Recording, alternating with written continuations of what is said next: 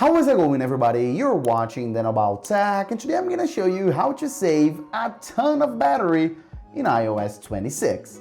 Let's get started. First, go ahead and open up the App Store, and then at the top right hand corner, tap on your profile picture, and then go ahead and pull all the way down until you see the spinning wheel. It has to be spinning like that, because what we want is to actually look for new app updates. And I'm talking about application updates. As you can see, there will be a ton today, and so on. And why is this important? Simply because when we have a major new software update like iOS 26, it's super important that the apps themselves, third-party apps, are compatible and optimized with the new version. Because when they are not, if you don't update, they're gonna be so bad. You're gonna have a bad performance, they won't be optimized, and your battery will suffer. This is one of the main causes of bad battery after you update to a major new version, and that's outdated applications. So go ahead, update all. This may take a while, but then your battery performance will be so much better. You have probably already seen the new iOS 26 lock screen, right? So when you go ahead and add a photo as your wallpaper, you'll have this new button. And as you tap on it, it'll say generating spatial scene. And the spatial scene feature is one of the coolest, really, and it will allow you to do this, to have this 3D effect on photos. So as if the subjects are actually in front of the time and everything else, and it has this amazing new look. But the thing is, it will drain your battery, simply because when you have this feature enabled, and let's tap on done, as you can see right here, and then let it save. Let's set as wallpaper pair, just so I can show you. When you have it as your lock screen wallpaper, it'll be always and constantly doing this effect. And this means that your gyroscope, your processor, and your screen, of course, everything is constantly adjusting and changing to make sure you have this effect. So it's cool, it's amazing, but it drains your battery. So of course, my recommendation is for you to go ahead and don't use this feature if you want, of course, to save battery.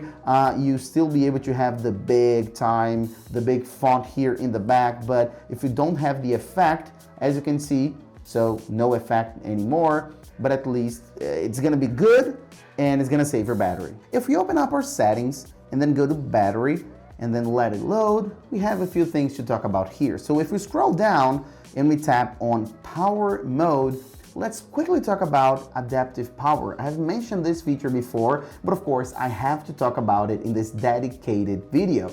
So the thing is, this new feature is available in iOS 26 and if you have an iPhone 15 Pro or newer. And what this feature will do, and don't confuse it with low power mode, it's completely different. I'm going to talk about low power mode later on this video.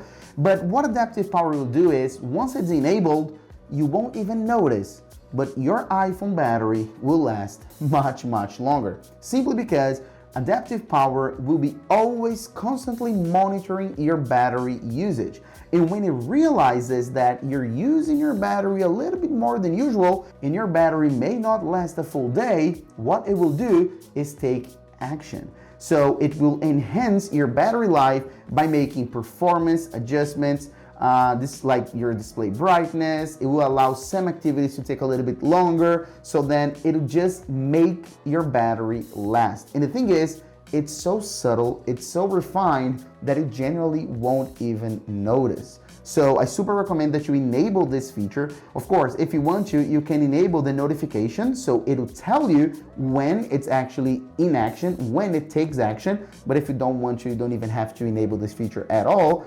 And then this will help you so much have a much better battery life every single day when using your iPhone. And one of the coolest things about it is it won't kick in when you are in 20%, for example. So when you are way down, no. It may kick in when you are at like 40% or even more. So it will take action when it's necessary, all right? So very cool. Now let's come back here to the battery section and let's talk about charging. Even though this is not new to iOS 26, I have to talk about this because this is a dedicated video. So we have here optimized battery charging, and until today, a lot of people don't really understand what this is and what charge limit is, so let me explain.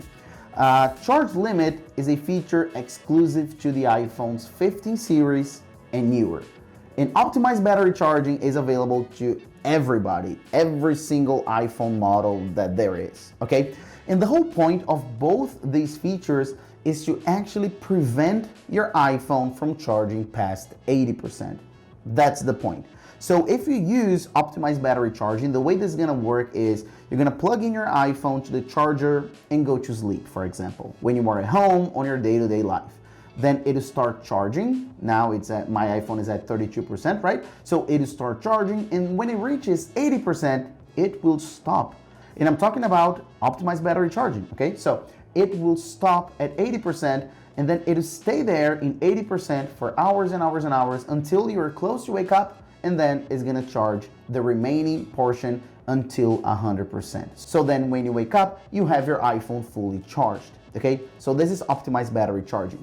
But you can disable it and then turn it off if you have an iPhone 15 series or newer, and use the charge limit, which you can limit your iPhone battery charge to 80%.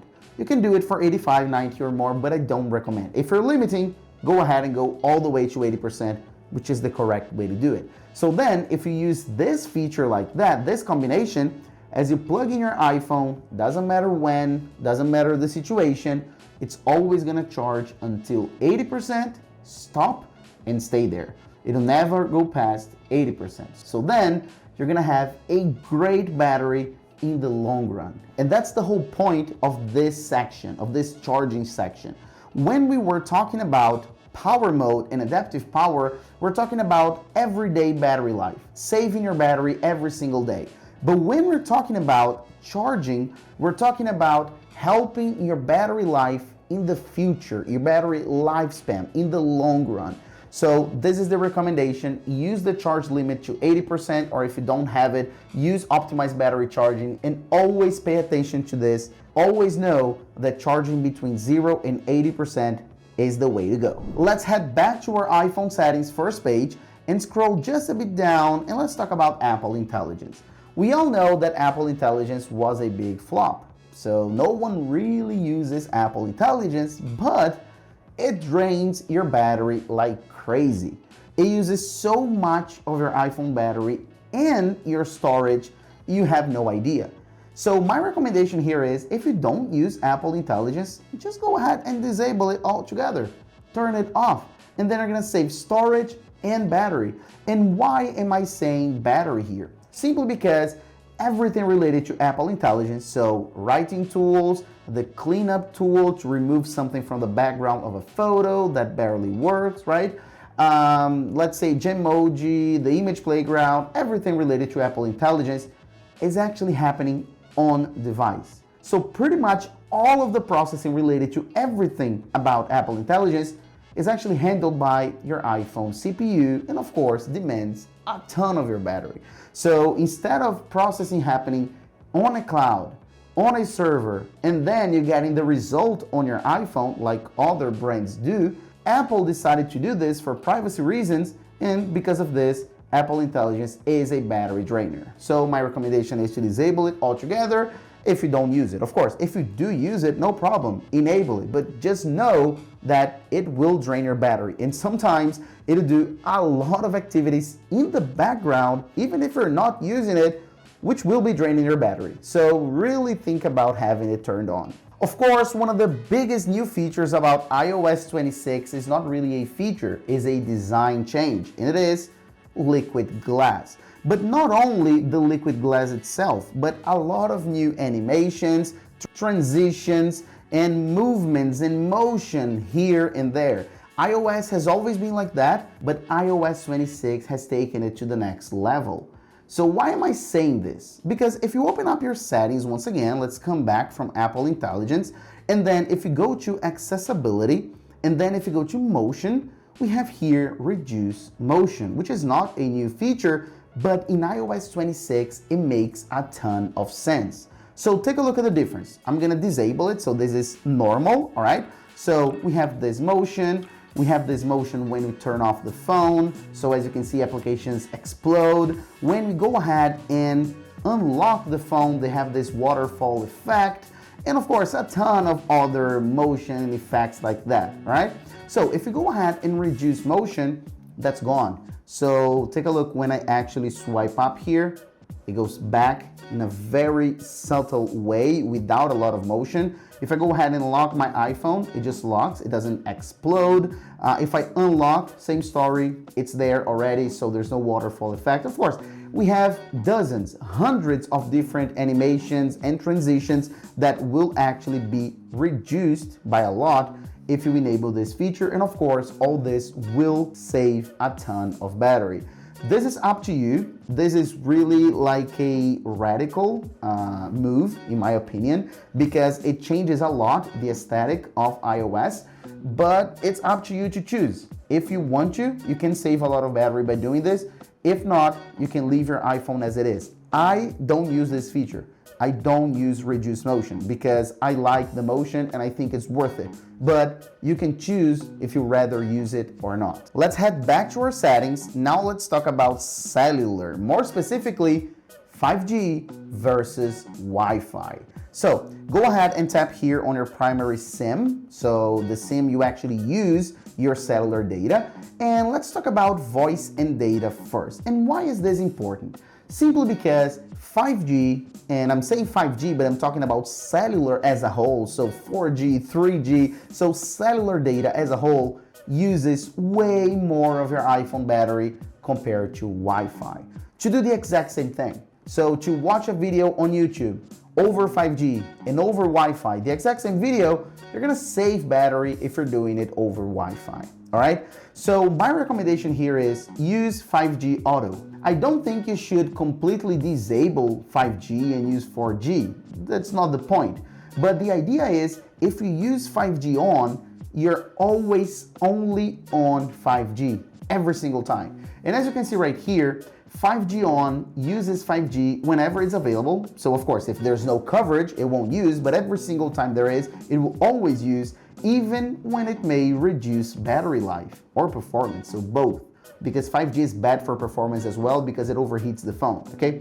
So when you use 5G Auto, as you can see, it will only use 5G when needed for performance while optimizing battery life. So when it's necessary, only when you have some really demanding task, it'll use 5G. When not, it won't. And trust me, you won't even notice the difference. So 5G Auto is the best bet, and I don't recommend that you use 5G standalone, simply because, as you can see, it'll use 5G for all network activity, including cellular network connections, which there's no point.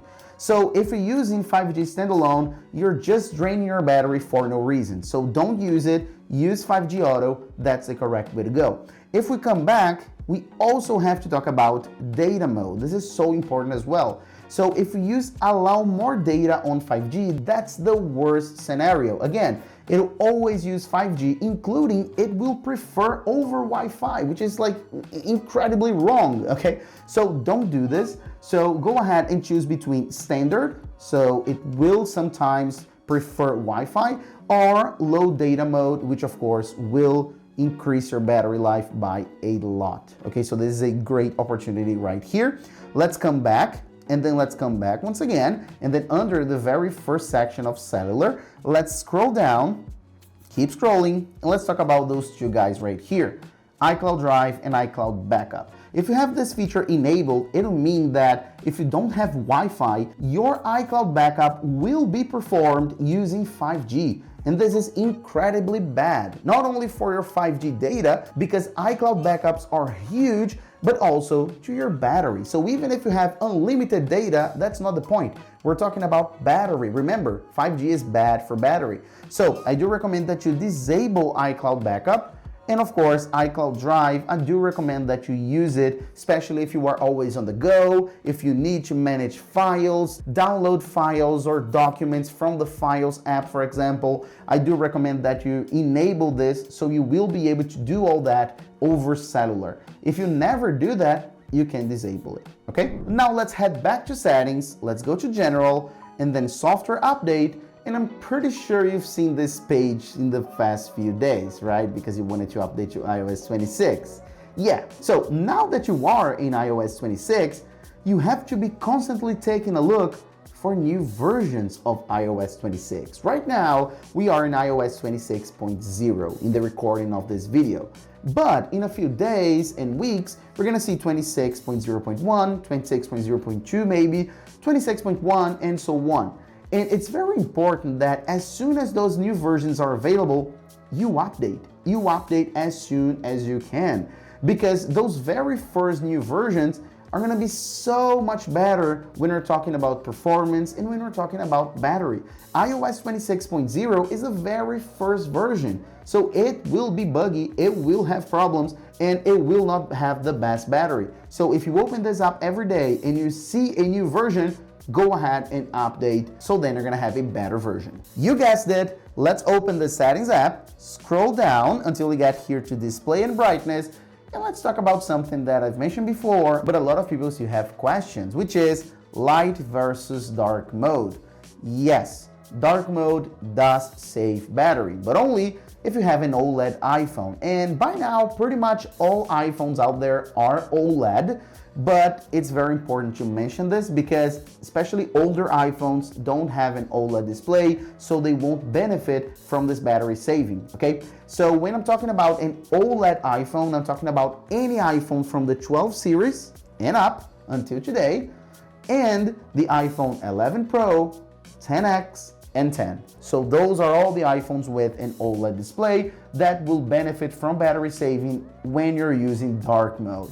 If not, it doesn't make any difference, okay? But there's not only that here in the display and brightness section. Let's talk also about True Tone, because True Tone does use a little bit of your battery, because when you use this feature, this sensor right here in your processor will be constantly checking for the light of the environment. So if it's whiter or if it's warmer, and then it will be constantly adjusting your screen to make it more natural, to make the tone true.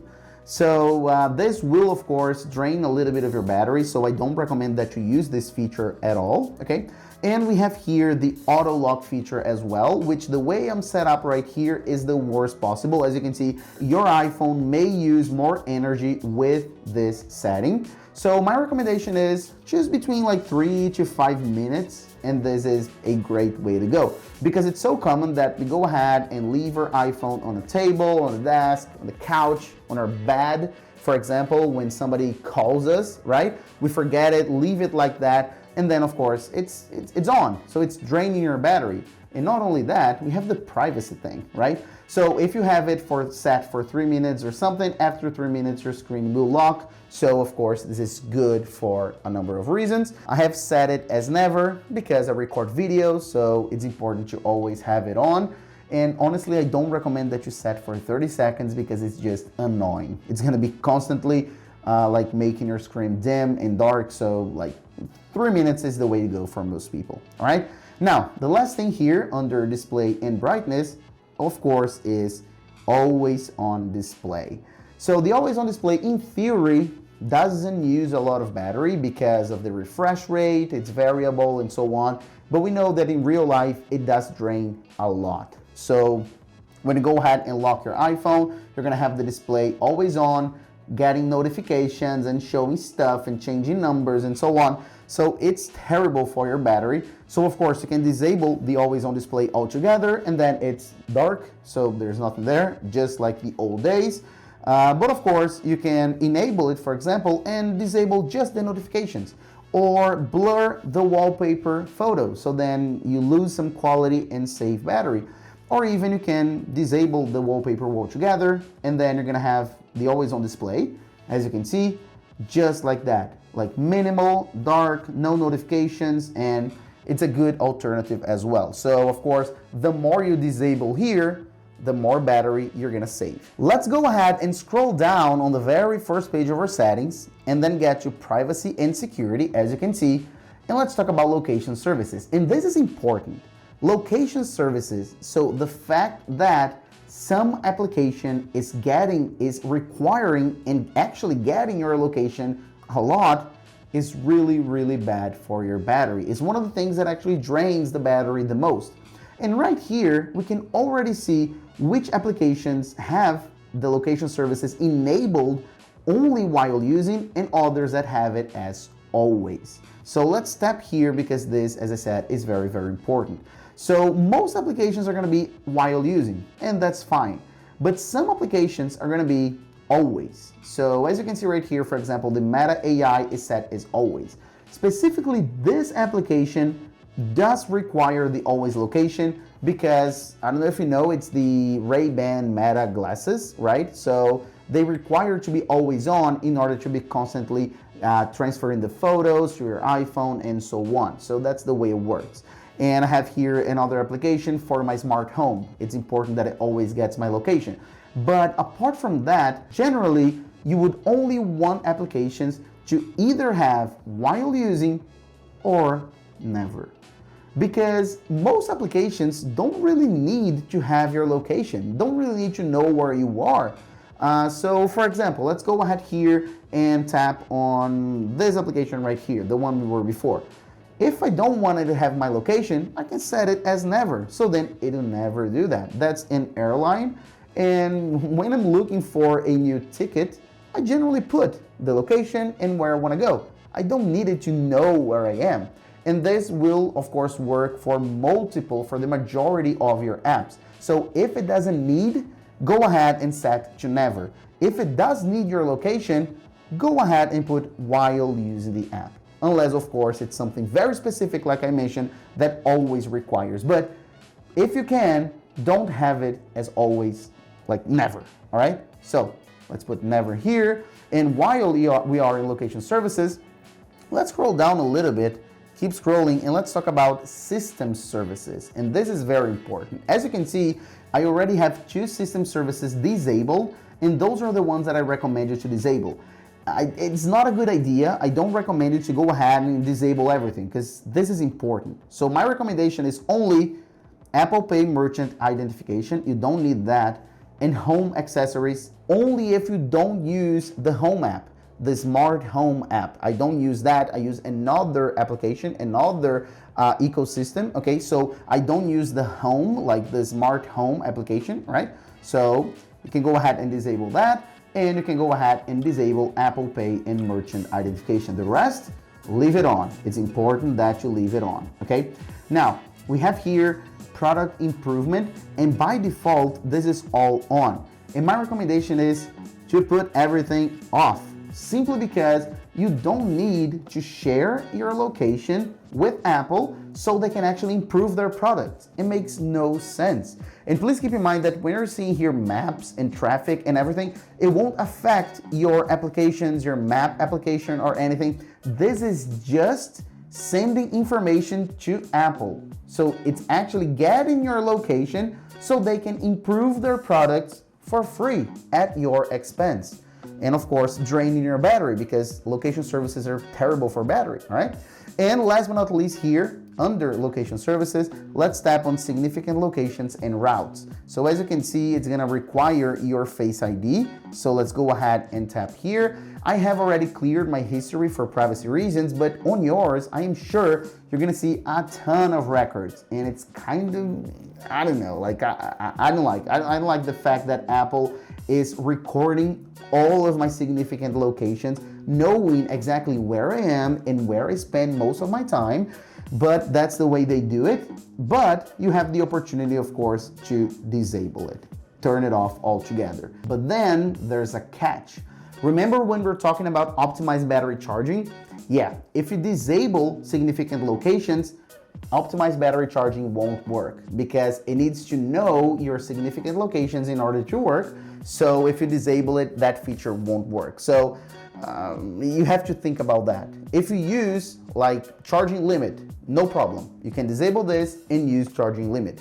If you use adaptive power, no problem at all. But if you use specifically optimized battery charging, it won't work if you have it turned off. So you have to think about privacy and save battery, or have it on and use the other feature. Moving on, open up your settings, go to General, scroll down and go to Background App Refresh. Again, this is not new, but it's huge. By default, background app refresh will be like that, Wi-Fi and cellular. And let me explain you right off the bat what this actually is, because a lot of people don't really understand what background app refresh is. It has nothing to do with your notifications. When you have background app refresh enabled, which is the default option that's on everybody's iPhone, it means that you will allow all your applications to actually update their content and information and get new stuff and download stuff in the background, even if you're not using the app, when you are outside the app, when you are locked, for example. So you're not using it at all, and you're gonna have all your applications downloading, updating, refreshing, and you can imagine how much of your battery this costs, all right? So my recommendation here is not to turn it off. Okay, you can if you want to, but I don't recommend you to do that, because then every single time you open your apps, they're gonna load a ton of stuff from the beginning, so I don't think it's a good way to do it. But my best recommendation is Wi-Fi, because as we already know and as we have already covered, Wi-Fi saves way more battery than cellular data, and that's why Apple gives us these choices, because it knows that, of course. So then if you have it as Wi-Fi, it's only gonna download and update and refresh when you are connected to Wi-Fi, which is good, but not when you are on cellular. So that's the best way to do it, all right? So go ahead and use Wi-Fi only. Now let's head back here to our settings, but this time we're gonna actually need to search for something. Search for mail. As you can see here, we have some mail accounts. Pretty much everyone has a few mail accounts, right, set up on their phones. And right here we have fetch, new data, or push. By default, your iPhone is gonna be like that, push, as you can see. And what push means is your mails are gonna be treated as notifications. So for example, when somebody sends you a iMessage, you get it instantly, the notification on your phone, right? If you have it as push, it's gonna be the exact same thing. When somebody sends you an email, you're gonna get it instantly on your phone. And if you have notifications enabled, it's gonna notify you right here, right? And of course, this will drain your battery because we get so many mails, spam mails, and so on. So this is really huge, guys. So my recommendation is to enable push, as you can see right here, and set a schedule for fetch. But what is actually fetch? So instead of always constantly be looking for new mail, fetch will allow you to kind of put a schedule. So for example, every 30 minutes or every 15 minutes, your phone is gonna talk to the server, look for mail, and get it back to you. But instead of doing that constantly, like all the time, it's gonna follow this schedule. So 15 minutes is a good way to go as well. So you can set most of your mail accounts to fetch. As you can see, this is all Gmail and they are all set to fetch. iCloud will require you to use push. Okay, so keep that in mind. And last but not least, definitely not least, if we come back once again, and one more time actually, and cancel that, and cancel that. So if you ask me, this is not a good interface, okay? But anyways, so if you go ahead and scroll down, tap on battery, and I told you we were gonna talk about this, scroll down a little bit more and tap on power mode, we have to talk about low power mode. And I have to tell you guys, if you tap on this button right here, on this toggle, this on its own will save so much of your battery. This is just so good, guys. And one of the greatest things about it, apart from the fact that it's super convenient and easy to enable, is you can use it whenever you want. Like every day if you want to, even all day if you want to. Simply because low power mode won't damage your battery. It won't degrade your battery. It is not bad for your battery at all. So it will save your battery in the most efficient way possible without damaging it. But of course, there's a catch. Low power mode, apart from being annoying, as you can see, because it's constantly dimming the display and so on, it makes your iPhone very slow. It disables a ton of different features. And you can definitely tell that it throttles the performance, the CPU. It will make your iPhone slow. That's on purpose. But again, it's very effective. So my recommendation is you can use it every day if you want to, but don't use it all the time because you're gonna be losing all of the iPhone experience. So use it when necessary, but it's amazing. And my recommendation also is to add here to your control center, so you can pull down, tap and hold, of course, and add a control, and then add low power mode to your control center just to make it super simple to be enabled whenever you want. And that's pretty much it. That's pretty much how you save a ton of battery on your iPhone. Updated video for iOS 26. Hope you enjoyed it, and I'll see you on the next one as usual, guys. Bye bye.